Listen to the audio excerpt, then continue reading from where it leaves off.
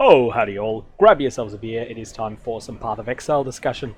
Today, I wanted to put together a build guide to the build that I intend to league start the Heist League with. The reason that I've chosen to go with a Glacial Cascade Miner is it is a sort of build that can do pretty well on dumpster tier gear. But additionally, it's also a build that scales acceptably into early and mid endgame, only really starting to fall off once you start hitting 40 and 60% delirious tier 16 maps. Additionally, it is something that can project damage very well around corners.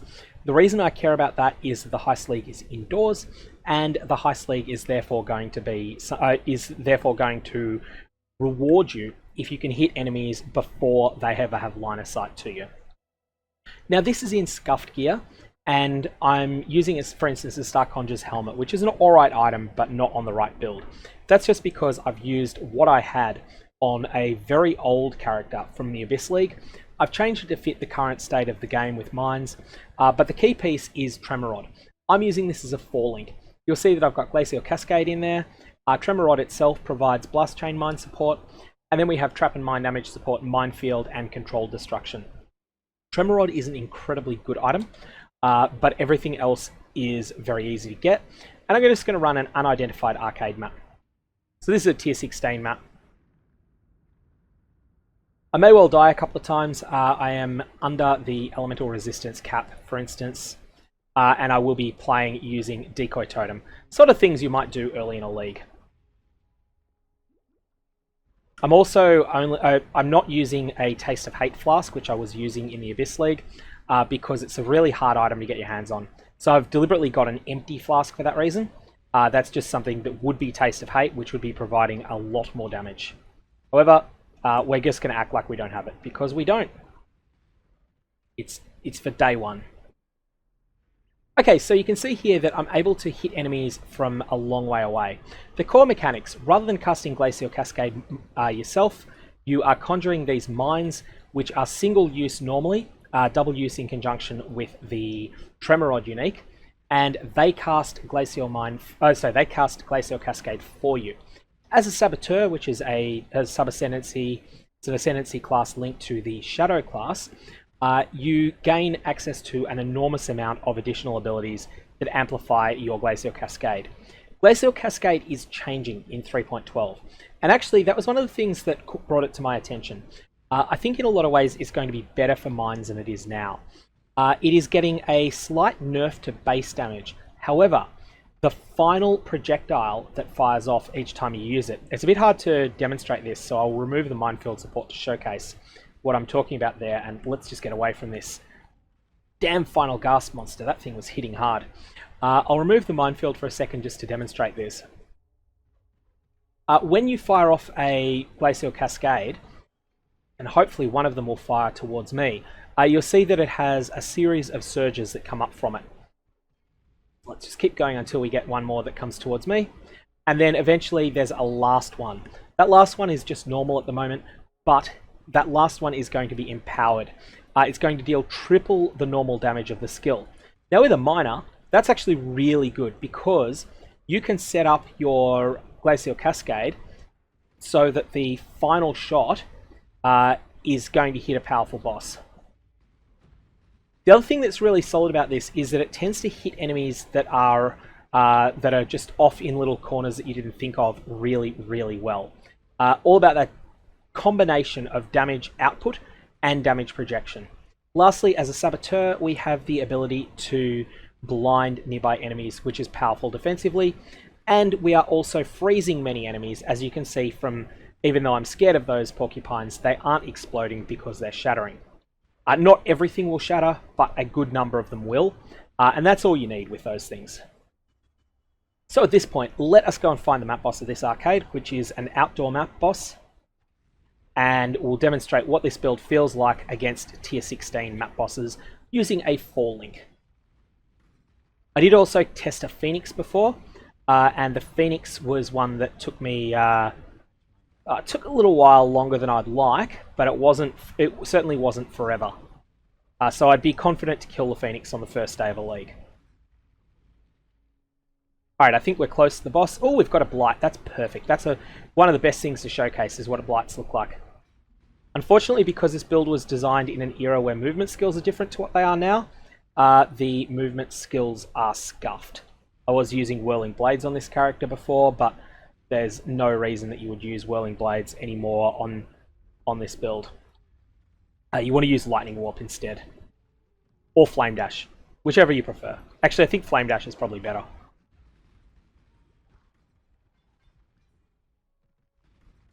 Now, the boss of here will be in here somewhere. There they are.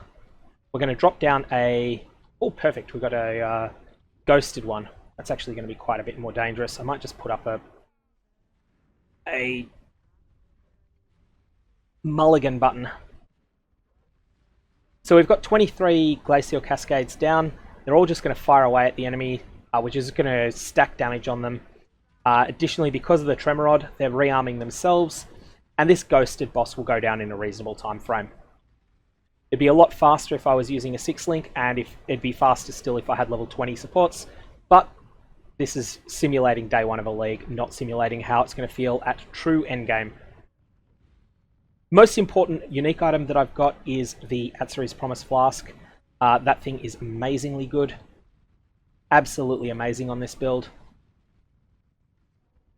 And there goes the bosses. One of them you'll notice died without me really even seeing them at all. I think I did see them, and I'll probably see them when I replay this, but they weren't really close to me.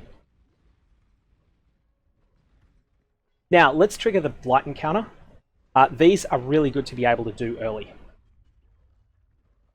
One thing that is changing in the new league is that Blight encounters are being nerfed somewhat. The towers are going to be made more powerful than they currently are. And I should actually start them. I forgot to hit the speed up button on it. So what we'll do is we'll just drop a whole lot of stuff down on the ground and then let the mines do most of the work. You'll notice that they're not instantly destroying everything, and we are having a little bit of trouble here. In fact, we might even lose the encounter, which will be disappointing if it happened in the real league, and we will lose the encounter. That's good to see. As I say, Warts and All is a good way to experience these encounters. You'll see there that was a failure. That would suck if that happened early in the league, but this isn't early in the league. If I'd had my 5th link, I would have succeeded in that encounter.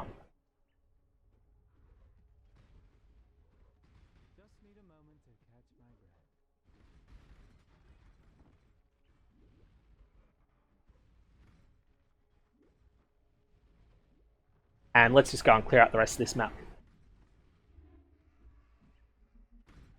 I also don't know what the mods are in this. These monsters may or may not have increased elemental resistance, which is an unfortunate thing if they do. I'm not going to bother with the Abyss. The Abyss you would absolutely do on day 1 of a league, but that's fine. I'm talking a lot about day 1 of the league as well. I did a whole video on how important it is economically, which I will put a link to in the last 20 seconds of this video. Okay, so at that point, let's just stop there and we'll come back with the build itself. Alrighty, time to talk about the build itself. So firstly, we're going to go as Saboteur. Saboteurs are incredibly strong when it comes to mines. In my opinion, they're the only good choice. Now, there are 4 different Ascendancy points that you get to spend. We're going to take Born in the Shadows and Pyromaniac for defense. We're also going to take 2 that are more offensively minded. We're going to take the Bomb Specialist, which provides a lot of area of effect, mine detonation speed, damage, and mine throw speed. This is just all around a really powerful node. Additionally, we're going to take Explosives Expert. This is harder to use. It also provides area of effect, and area of effect is really good on Glacial Cascade, both in the incarnation that exists in 3.11 that's about to go away, but it seems like it might be even better in the 3.12 version of the skill. So 30% increased area of effect would be compelling on its own, but we also pick up 10% penetration against chilled enemies. This is amazing. That is a lot of extra damage. Then we pick up things that we're going to have to work a bit harder to get to work. 80% increased critical strike chance against shocked enemies. So that's equivalent to 2 power charges if the enemy is already shocked. And 30% crit multi against burning enemies. So how are we going to turn all of those powerful bonuses on? Well, we're going to do it with Skitterbots. So, Skitterbots is an aura. Skitterbots is an aura that summons 2 minions. These minions, one of them is a little shocking dude, and one of them is a little chilling dude. They're just little robot crab things that walk around, and they have an aura around each of them.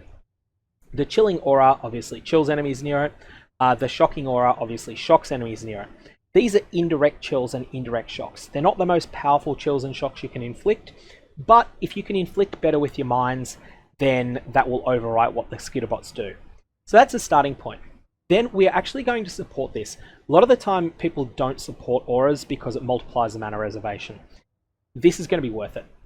We're going to use Bone Chill support. This brings up the mana reservation to 42% baseline, and this causes enemies in chilling areas from supported skills to have their cold damage taken increased by the chill effect.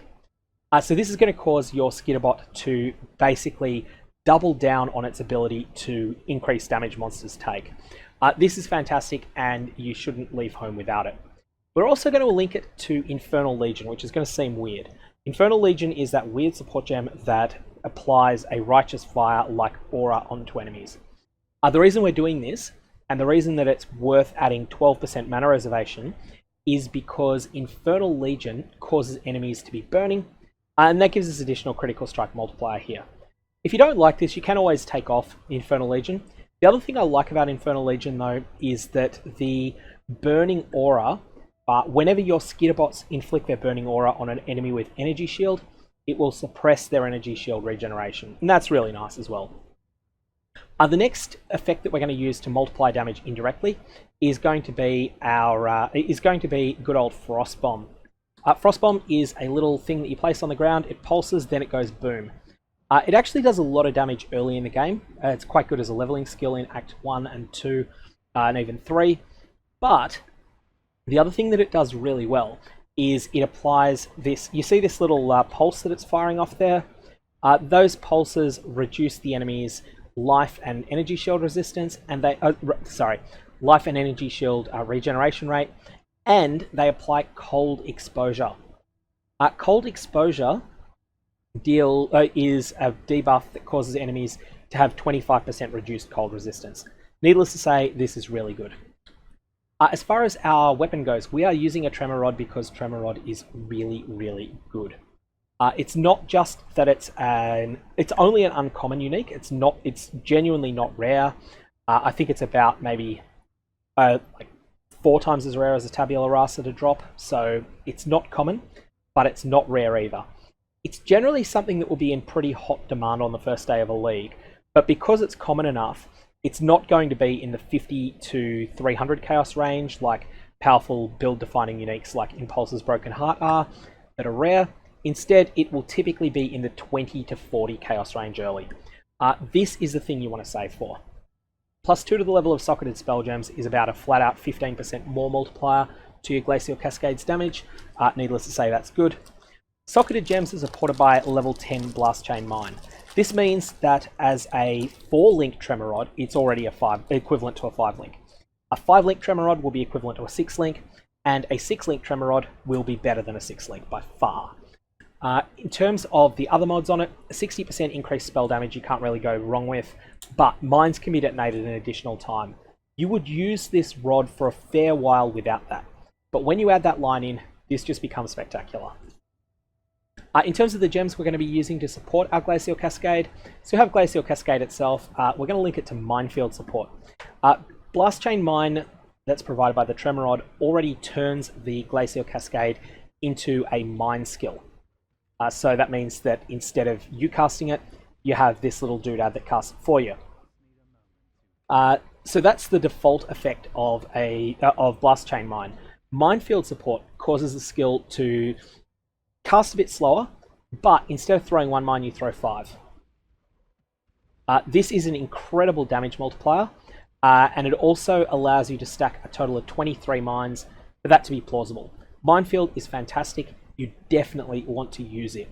There is one substitute as well that you can use instead that allows you to throw 1 additional mine a percentage of the time, 2 additional mines another percentage of the time, and 3 additional mines another percentage of the time.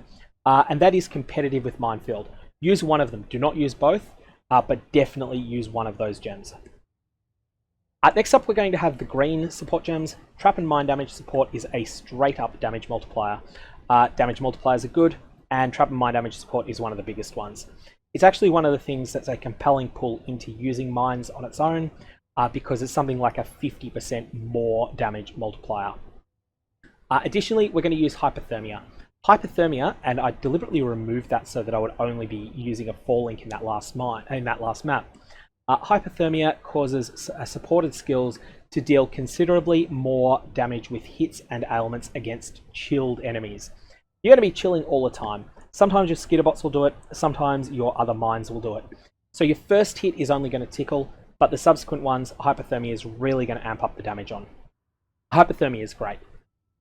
Then, in terms of other support gems, we're going to be using Controlled Destruction. This is a critical strikes build. However, minus 100%, 100% reduced critical strike chance is not as bad as it sounds, and the more damage multiplier is so much better than that. This does not mean that you can't crit. It means that essentially you have 2.5 less power charges worth of critical strike chance. In the last spot, this is something that I need to experiment with the changes to Glacial Cascade 4. In the past, I have used Controlled Destruction in this slot.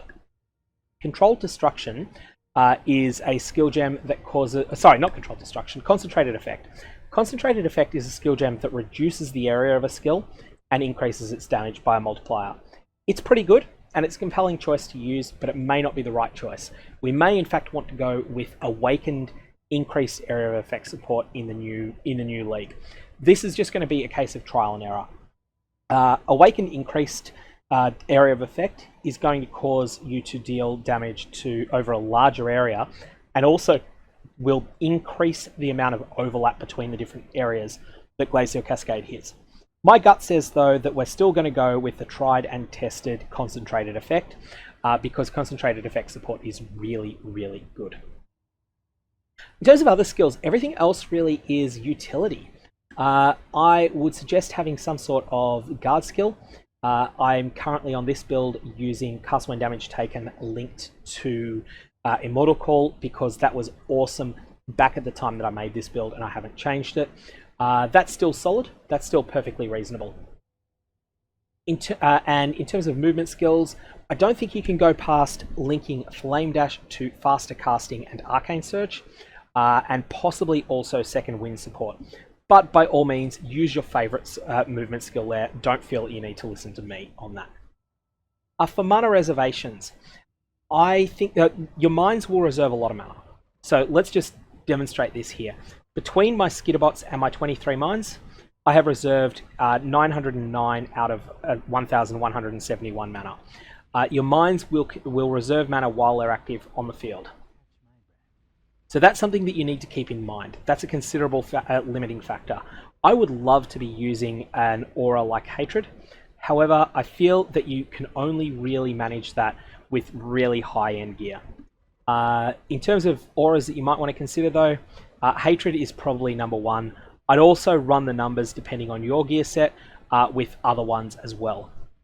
This character, when I was originally running it, was using Impresence, which is an item everyone's forgotten about, but is still quite good. Frostbite has 100% reduced mana reservation if cast as an aura, so that is an option too. You can use Blasphemy and Frostbite, and if you're wanting to do that, you are definitely going to need to source yourself Impresence, which is a drop from the Elder. Otherwise, though, you got a lot of flexibility with your item slots. You could even go and use Calm's Heart, where I've got Belly of the Beast on this character. Belly of the Beast is far from optimal. You could use Calm's Heart if you wanted, or alternately, you could use a more traditional spellcaster piece of armor. You could also eventually look at modifying this build into something that runs upon a Chevron's Wrappings and a low life setup.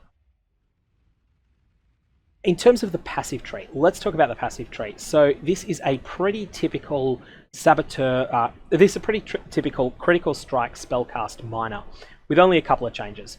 The first major change that I've made is going for Phase Acrobatics. Phase Acrobatics is just such a powerful defensive layer that I've chosen to go with it. By all means, you don't need to go this way. This is if you want to feel tanky and you are okay with random number generation determining whether you live or die sometimes.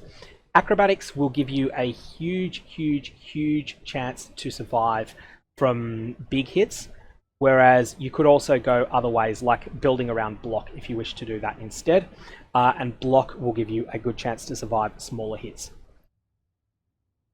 Grabbing a couple of life nodes down the bottom because life nodes are good. We're then picking up this ridiculously good wheel of critical strike mine nodes, another life cluster. Should probably have allocated that jewel socket, but anyway. Then we're taking this powerful critical strike multiplier mines nodes, general critical strike spellcaster nodes, life here, coming down into, well, we actually start here, so let's actually restart that. Let's start with the shadow area. We come out through physical and chaos nodes, or you can come out through trap and mine damage. They're pretty much equivalent. I think that it's better to go through, I think this way might be better, but I'd have to math it out and check. So either that way or that way will be fine. Grab the life, connect up here. Then we want to pick up the Willow Blades as a that can be something you pick up quite late, but it is quite nice when you got Glacial Cascade. Then we're going to grab Assassination and Saboteur, Cold-Hearted Calculation, a bunch of good stuff down here. Then come up here, grab this life cluster, grab this spell crit cluster, and all the things we discussed down that side of the tree. And then up here, we're going to exit the starting area of the shadow properly here, and then we're going to grab some just mine crit nodes, some general purpose damage nodes here, and more mine nodes again. We've got the option of a 2-point jewel, which we should pick up at some point. And this is also a very good location for a timeless jewel because we are not currently planning on taking Pain Attunement. Then we grab Deep Wisdom up through Heart and Soul to Arcanist Dominion. And then we have a bit of a fork in the line. This is the weaker part of the fork, so you can get this last, probably get this actually dead last on the character. Come up here and get Cruel Preparation, get a jewel socket. Probably want to pick up that power charge at some point, and Annihilation. And that is a good setup there for getting ourselves going. There's other ways that you can then build the character up further. You could consider cluster jewels, although I'm not really that impressed with the cluster jewel options that are available on a mine character. There are some okay ones, but there's nothing extraordinary. In terms of endgame gear to shoot for, in the glove slot, there's something specific that you want, which is the Machina mitts. Here's what Machina mitts do. The key reason you want them is 1% of damage dealt by your mines is leached to you as life. This is incredible. There is a divination card for it called the Hive of Knowledge, and this is something that we don't actually know where it drops. I have some speculations that it might be from either the Tacity, the Architect of Plants in the current day Temple of Atziri, or from the Architect of Fortifications there, but this is genuinely not known. This is a Trade League exclusive item. Machina mitts is genuinely very rare. It's also only available in maps that have the Blight League flag on them. So don't expect to pick this up if you're in solo self-found, but if you're in a Trade League, this is what you want. Especially if you can get the 2 implicit corrupted one, because that's just incredibly beneficial to pick that up. Hive of Knowledge will not be cheap. This divination card is often 70 to 80 chaos early in a league. Some people are saying that it drops in Vile Pyramid. I cannot verify that myself. Otherwise though, in terms of your other gear, there's nothing else that is a particularly over-the-top unique that you want to be chasing. You can grab any rare helmet that you want. I would ideally recommend that you try to pick up a Redeemer influenced helmet. Redeemer influenced helmets can can roll a mod if they're high enough item level that nearby enemies have -9% to their chaos resistance. To their cold resistance. This is really good. The only unique items that I do consider to be pretty much essential are Atziri's Promise. So let's just bring that up if you're not familiar with it, but it is the super common flask that Atziri drops. This is incredibly good. Now this drops 50% of the time when you kill Atziri, so it is even accessible if you're in solo self-bound. If you're in a trade league though, get one that has both numbers as high as possible. Usually you can pick up one that's 20% physical and 14% elemental at a reasonable price on day 2 or 3 of a league. It's the 15% elemental ones that are really expensive. So if you're in a trade league, try to get that. Try to get it Divine Perfect even. And you should be able to get a Divine Perfect one of these for less than an Exalted Orb. The other thing though that you're going to want to pick up, and this is unfortunately a very hard flask to get your hands on in solo self-found, is the Taste of Hate. This is a genuinely rare flask. And what it does, it provides 20% of physical damage from hits taken as cold damage during the flask effect. So this means that instead of enemy hits attacking your physical damage resistance, which is probably pretty low, they'll attack your cold resistance, which is probably at least 75%. This is a buff for you. But the main reason you want it is gain 20% of physical damage as extra cold damage during effect. This mod is huge. This mod is just so powerful. And this flask it's not as good as the Atziri flask, but it is a good complement to the Atziri flask. So those are the uniques I consider to be really important to try to pick up as soon as it is practical. One of them is one that the Atziri flask you want to try and pick up on day 1 if your character is capable of taking on Atziri straight away, whereas Taste of Hate is more of a week 1 goal, and then the Machina Mitts is something that might be a whole of league goal for some people. Anyway, hopefully that has been useful. If you've got comments or questions, fire away below. I haven't yet made a path of building for this, mostly because I want to stay flexible with the design. I don't want to put up a path of building and then feel that when I actually go and play the build, and undoubtedly I will make some changes. I might find it's too squishy, I might find it needs some other defensive layers, or I might find that it needs to be more glass cannon. At that point, I will then provide an update video that shows what I've actually done. But by all means, ask your questions, and I will leave it there. I hope you have a good one. And if you did want to check out the video on why the first day of the Heist League will be important from a loot acquisition perspective in trade leagues, that will be linked in the top left of your screen right about now. Have fun!